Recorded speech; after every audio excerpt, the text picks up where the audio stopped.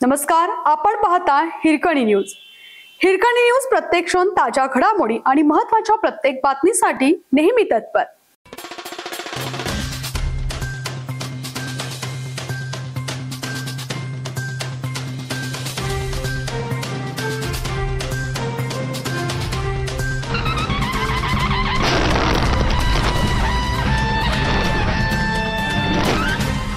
लोकांच्या मर्जीच्या विरुद्ध आणि लोकांच्या इच्छांच्या विरुद्ध पुतळा एका ठिकाणी बसवण्याचा प्रयत्न होणार होता। तो आज उच्च न्यायालयामध्ये हस्तक्षेप काही जणांनी केल्यामुळे तो प्रयत्न हाणून पाडण्यात आलेला आहे आणि कोर्टासमोर विरुद्ध पक्षाच्या लोकांना हे स्पष्टपणे सांगावं लागलं की आम्ही केवळ मिरवणूक काढतोय, आम्ही पुतळा बसवणार नाही आहे। त्यामुळे पुतळा बसवण्यावर कोर्टासमोर वक्तव्य केल्यामुळे आता पुतळा बसवता येणार नाही, केवळ मिरवणूक काढता येणार आहे। आता त्या संदर्भात सुद्धा जे कायद्याने नियम घालून दिलेले आहेत त्या नियमांची अंमलबजावणी झाली का याबद्दलचे अनेक प्रश्न जे उपस्थित केलेले आहेत। त्यामुळे 2 आठवड्यामध्ये उत्तर देण्याचे आदेश न्यायालयाने संबंधित शासन यंत्रणा त्याचबरोबर आमदार यड्रावकर यांच्या सगळ्या संबंधितांना दिलेले आहेत आणि उत्तर देताना त्यांची नक्कीच बॉम्बेरी उठणार आहे हे मी आत्ताच आपल्याला सांगू इच्छितो।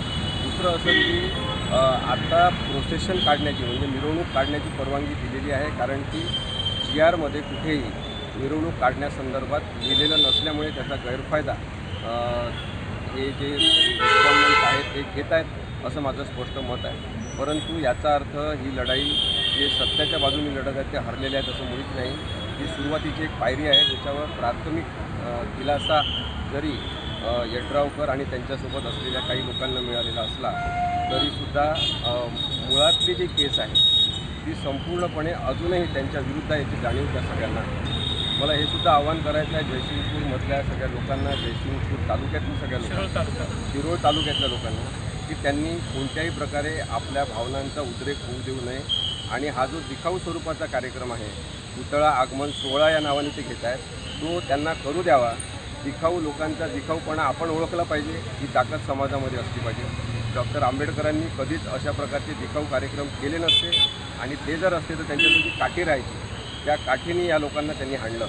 कारण की जनतेचा पैसा जनतेसाठी खर्च झाला पाहिजे यावर डॉक्टर बाबासाहेब आंबेडकर अत्यंत ठाम होते आणि म्हणून मी ज्यांची बाजू मांडतो आहे ते सगळे दलित समाजातले जे लोक आहेत त्यांचं असं म्हणणं आहे की दलित समाजातल्या मागासवर्गीयांच्या मुलांच्यासाठी एखादं तिथे वाचनालय झालं पाहिजे, अभ्यासिका झाली पाहिजे, जिथे ते अभ्यास करू शकतील, स्पर्धा परीक्षांची तयारी करू शकतील अशी एक शांत जागा पाहिजे, एक सुंदर लायब्ररी पाहिजे आणि तिथे प्रेरणास्थान म्हणून डॉक्टर बाबासाहेब आंबेडकरांचा पुतळा असला पाहिजे।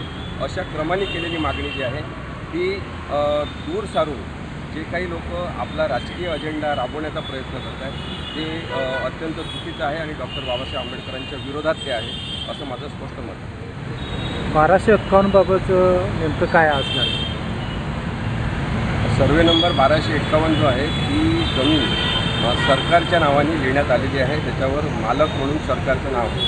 सरकारी जमीन देण्याच्या संदर्भात पुतळा समिती, जिल्हाधिकारी हे सगळेजण मिळून निर्णय घेऊ शकतात, परंतु अचानक न्याय विभागाने म्हणजे जयसिंगपूरच्या न्यायालयाने असं पत्र दिलेलं आहे की आम्हालाच ती जमीन पाहिजे, कारण की आमचं महत्त्वाचं सामान तिथे ठेवलं आहे आणि कोर्टाचा जेव्हा विस्तार होईल तेव्हा आम्हाला ती जमीन पाहिजे। खरं तर लोकसंख्या किती आहे जयसिंगपूरची?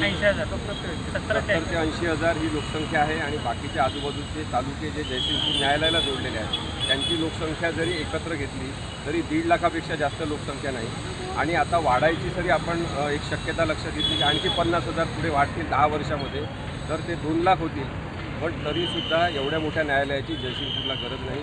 आत्तासुद्धा जास्त रूम असलेलं एक मोठं न्यायालय अस्तित्वात आहे, त्यामुळे कोणत्याही राजकीय दबावाला न्यायालयाच्या व्यवस्थापनाने सुद्धा बळी पडणं हे चुकीचं आहे असं मला वाटतं। पुढे सुनावणी होणार आहे? सुनावणी 2 आठवड्यानंतर आता ठेवण्यात आलेली आहे। 2 आठवड्यात उत्तर दाखल करायचं आहे, त्याच्यावर आमचं काही म्हणणं असेल ते दाखल करायचं आहे आणि प्रत्यक्ष सुनावणी ही एकूण 3 आठवड्यानंतर होणार आहे आणि त्यावेळेस जे GR पुतळ्यासंदर्भातले आहे सर्वोच्च न्यायालयाचा जो निर्णय आहे पुतळे समिती करून मग त्यानंतर जागा ठरवण्याच्या संदर्भातला आणि पुतळ्याचं आकारमान, पुतळ्याचा दर्जा या सगळ्या तपासण्या कशा करायच्या याच्याबद्दलचा त्याची अंमलबजावणी कशी झाली नाही हे आम्ही पुढच्या सुनावणीच्या वेळेस जरूर कोर्टासमोर मांडणार। आपल्या हिरकणी न्यूज चॅनलला लाईक करा, शेअर करा आणि सबस्क्राईब करायला विसरू नका आणि रहा अपडेट।